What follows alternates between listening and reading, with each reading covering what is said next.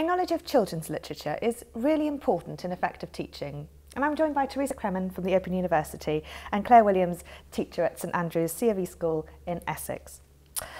I understand that the Teachers as Readers research suggested that teachers don't necessarily know enough about children's literature to teach reading for pleasure effectively. Is this right, Teresa?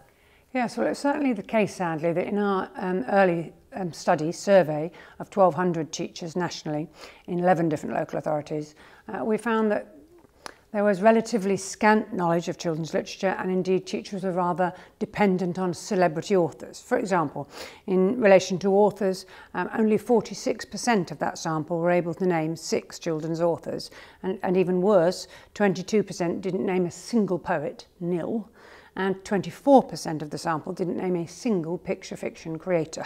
Now, they finished the whole survey or we'd have discounted them. So it wasn't lack of energy, it was lack of knowledge. And with that lack of subject knowledge, they're not really, one would argue, in a position to teach reading effectively. They're not able to recommend texts, they're not able to select texts, and indeed to teach or to enable reading for pleasure, to foster reader development. I mean, I guess getting a sense of the emerging literature around that must be quite a challenge for teachers on top of everything else. Claire, is this something you've experienced, needing to get up to date with what's happening in children's literature? It definitely resonates with my experience. When I started my teacher training, we had to do an audit similar to the Review of Practice on the Reading for Pleasure website. And it made me reflect on how narrow my knowledge of children's literature was and how I didn't have enough to draw on to be able to make recommendations. So professionally, it was my responsibility to update my knowledge and make sure I'd got a much broader repertoire to be able to draw on to make recommendations tailored to specific children. So how did you go about doing that? My starting point was the United Kingdom Literacy Association Book Award. So every year since I've trained, I've made sure I've kept up to date. That's unique in that it's the only book award that's judged by teachers. So they're judging and choosing the books that are selected based on which books are going to be rich and exciting to use in the classroom. Quite often that introduces me to new authors and illustrators that I've not come across before. And then when their books excite and inspire children I teach, then you can follow them on Twitter. There are lots of ways now of keeping engaged with work that they're publishing.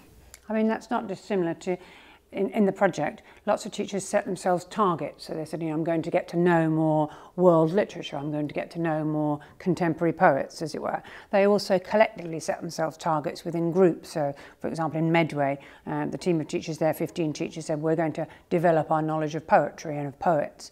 And so I think it's that kind of business of saying, where are the gaps in my knowledge and how can I extend those gaps? So that when you're actually not just recommending, whether that's an absolutely key reader-to-reader recommendation piece, but also when you're selecting books to read aloud, when you're selecting books to develop a literacy around, you're able to find the very best that are going to suit that child, or indeed recommend 3 books to the child so he has some volition, or she has some volition, in making their own selection from within the range. We can never know enough. It's a real challenge for the profession. But those sort of tasks that you describe seem to require a lot of diligence and self-motivation. What other ways could there be for teachers to upskill? Well, on the website Claire referred to, we've got what we call 10 practical strategies for the ways to begin to develop your knowledge of children's literature and indeed other texts. For example, again, UKLA actually run a digital book app award. It's just been going 3 years now. And it's really useful, I think, for a teacher to know what are some of the best apps, why are those the best apps for young children, where they offer children agency, creativity, independence.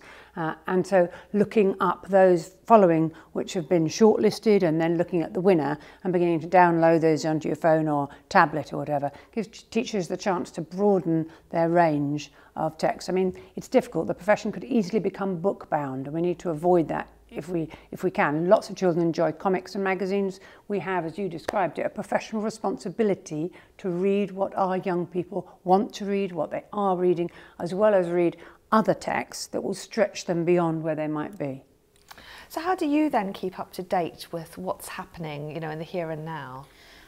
There's been a shift from me setting myself targets to find out about certain authors to it being a real intrinsic motivation to read and keep up to date and know that I'm doing the very best that I can in terms of making recommendations and fostering reading for pleasure in the children I'm teaching. I still follow the book awards. There are some really great publications like English 4 to 11 that have got recommendations in from practicing teachers as well. That dialogue with colleagues at school around children's literature and sharing books with each other has also been really central.